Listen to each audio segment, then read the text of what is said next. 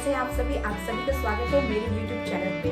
आज मैं आप लोग को अपने जन्माष्टमी व्लॉग दिखाने वाली हूँ। इस व्लॉग में आप देखिएगा कि कैसे मैंने अपने लड्डू गोपाल को स्नान कराया, क्या उसकी पोशाक बनाई, क्या क्या ऑर्नामेंट्स मैंने उनके लिए खरीदे, कैसे उनकी भोग बनाई और डेकोरेशन तो आप देख ही रहे हो। बहुत ही प्यारा डेकोरेशन मैंने किया है। अब बहुत सारी चीज़ें इस वीडियो में आप लोग के शेयर करने वाली हूँ, बताने वाली हूँ कि धनिया पंजीरी जो जन्माष्टमी में बहुत ही स्पेशल प्रसाद माना जाता है, उसे कैसे बनाते हैं, खीरे से लड्डू गोपाल कैसे जन्म लेते हैं, कैसे नाग भेदन करना है, ये सारी चीजें मैं आप लोग को ये व्लॉग में दिखाने वाली हूँ। पूरे दिन जन्माष्टमी मैंने क्या क्या किया, चलिए आज मैं आप लोग से शेयर करती हूँ। तो पहले यहाँ का देख लेते हैं। तो सबसे पहले मेरा जो मंदिर है, जो मैं रोज जहाँ पूजा करती हूँ, वहाँ मैं पूजा कर रही हूँ। और यहाँ की सारी पूजा हो जाने के बाद मैं अपनी जन्माष्टमी की तैयारी में जुट जाऊँगी। जन्माष्टमी में मैं आप लोग को बताती हूँ कि मैं क्या क्या ले रही हूँ। यहाँ मैंने कुछ फल लिए हैं, आप देख सकते हैं कि सीजनल फल हैं और जो इस सीज़न में मिलते हैं वो फल लिए। एक खीरा लिया है, कुछ फूल हैं। खीरा में इस तरह का आप डंठल अगर आपको मिल जाए खीरा में तो वो बहुत ही अच्छा होता है। आगे मैं बताऊँगी कि ये इतना ज़्यादा महत्वपूर्ण क्यों है। देखिए यहाँ पर दही है, एक मटकी भर दही है लड्डू गोपाल के लिए। कुछ ड्राई फ्रूट्स, मिश्री और यहाँ कुछ मिठाइयाँ हैं जो मैं लड्डू गोपाल के लिए लेके आई हूँ। और ये अखंड दिया आज मैं जलाने वाली हूँ। तो अखंड दिया के लिए मैं बाती और घी भी रखी हूँ। कच्चा दूध है जिससे मैं पंचामृत बनाऊंगी, उसे स्नान कराऊंगी। और यहाँ पर आप देख सकते हैं कि मेरे लड्डू गोपाल के लिए सुंदर सुंदर पोशाक मैं लेके आई हूँ। ये देखिए, ये मैंने बहुत सारे मुकुट और पगड़ी लेके आई हूँ। जब मैं अपने लड्डू गोपाल को पहनाऊंगी तब देखेंगे कि कौन सा उनमें ज़्यादा अच्छा लगता है, तो उसी हिसाब से इसमें पहनाऊंगी। और ये कुछ कान की बाली हैं और ये उनकी माथे की बिंदी है। तो बहुत कुछ आज मैं अपने लड्डू गोपाल जी के लिए लेके आई हूँ। और ये सारी डेकोरेशन तो मैंने आप लोग को पहले ही दिखा दी है, कैसे मैंने डेकोरेट किया है जन्माष्टमी के लिए। और सेम डेकोरेशन की वीडियो मैंने अपने चैनल पर डाल दी है, लिंक मैंने डिस्क्रिप्शन बॉक्स में दे दिया है।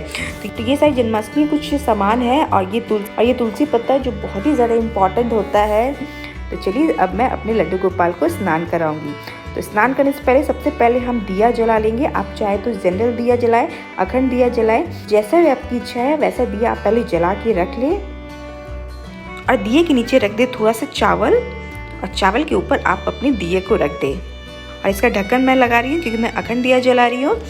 तो सबसे पहले अपने लड्डू गोपाल को मैं मधु, गुड़, घी ये सारी चीज़ से मैं इससे स्नान कराऊंगी। मेरे हस्बैंड इसे स्नान करा रहे हैं और मैं इसमें मधु, घी, गुड़, दही, शुद्ध जल और गंगा जल डाल के इसे मैं स्नान कराऊंगी। तो आप देखिए किस तरह से हमारे लड्डू गोपाल जी स्नान कर रहे हैं। और अब डाल रही हूँ कच्चा दूध। यहाँ मैं दक्षिणावर्ती संघ से इससे स्नान करा रही हूँ क्योंकि दक्षिणावर्ती संघ बहुत ज़्यादा ही मायने रखता है जन्माष्टमी के दिनों में। तो दक्षिणावर्ती संघ में ही मैं डाल रही हूँ गंगा जल और गंगा जल से अब इसमें स्नान करा रही हूँ। और अब साफ जल से भी मैं इसे पूर्ण स्नान कराऊंगी। तो स्नान करने के बाद मैं इसमें कुछ फूल डाल रही हूँ। ये देखिए कितना सुंदर हमारे लड्डू गोपाल जी लग रहे हैं। तो अब इसे हम निकाल लेंगे। तो इसे ही कहा जाता है पंचामृत से स्नान कराना, यानी 5 चीज़ों से स्नान कराना: गुड़, घी, मधु, कच्चा दूध, दही एंड शुद्ध जल, गंगा जल। तो इसे मैं निकाल के इसे अच्छी तरह से पोंछ लूँगी। और पोंछने के बाद मैं लड्डू गोपाल जी के पोशाक बनाऊंगी। ये देखिए, ये मैं पोशाक जो इसके बर्थडे के लिए स्पेशल लेके आई हूँ वो मैं पहनाने वाली हूँ। और अब ये कुमकुम मैं हमेशा घर पे रखती हूँ जब भी मुझे अपने लड्डू गोपाल जी का श्रृंगार करना रहता है। तो इन्हीं कुमकुम से मैं इनका श्रृंगार करती हूँ। आप देखिए, मैं बहुत ही सिंपल यहाँ पर इनका श्रृंगार करती हूँ, लेकिन बहुत ही अच्छा लगता है। आप चाहे तो यहाँ पर चंदन रोली से भी इनका श्रृंगार कर सकते हैं। तो ये देखिए, अब मैं इनके होठों पे लाली लगा रही हूँ एंड थोड़ा सा टीका। ये देखिए, हमारे लड्डू गोपाल जी का श्रृंगार हो गया है। अब मैं देखती हूँ कि कौन सा मुकुट इनमें ज़्यादा अच्छा लगेगा। क्या ये वाले देखते हैं? तो आई थिंक ये इनके ड्रेस से मैच नहीं कर रहा है। ये पगड़ी देखती हूँ, यस, ये पगड़ी बहुत ही सुंदर लग रहा है, ड्रेस से भी मैच कर रहा है। ये कान के टॉप्स में पहना देती हूँ।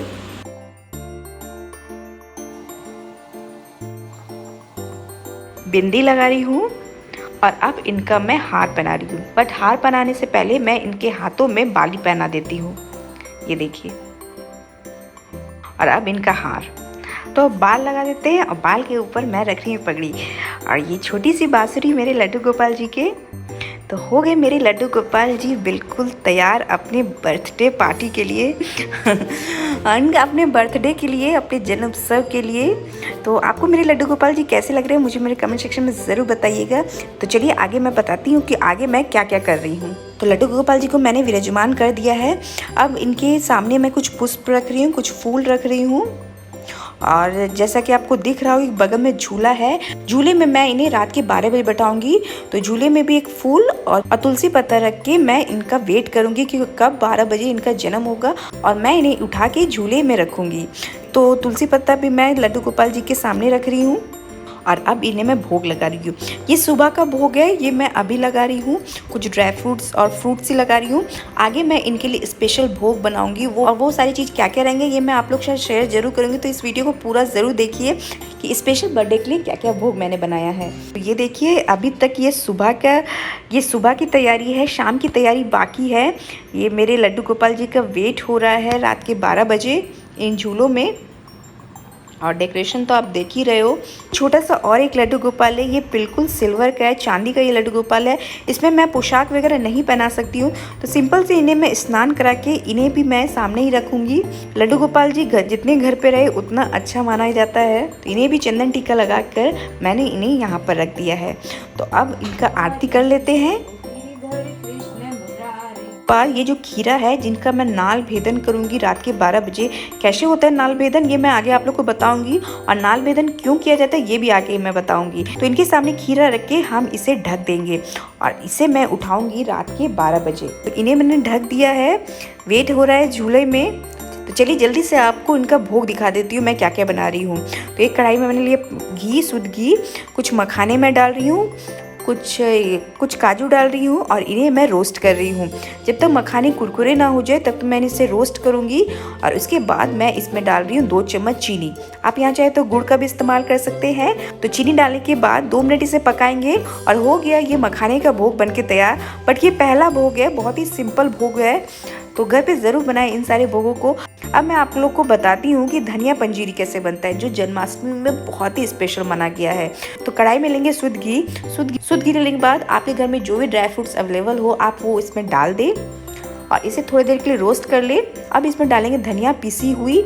यहाँ मैं होममेड धनिया पीसी हुई यूज़ कर रही हूँ। धनिया को बस मिक्सी ग्राइंडर में पीस लिया और वो मैं इसमें डाल रही हूँ। और धनिया डालने के बाद हम इसे पकाएंगे लगभग 3 से 4 मिनट के लिए। और गैस का फ्लेम अब मैं ऑफ कर रही हूँ। थोड़ी देर के बाद जब ये ठंडा हो जाए तब इसमें मैं डाल रही हूँ पीसी हुई चीनी। आप चाहे तो यहाँ खड़ी चीनी का भी इस्तेमाल कर सकते हैं।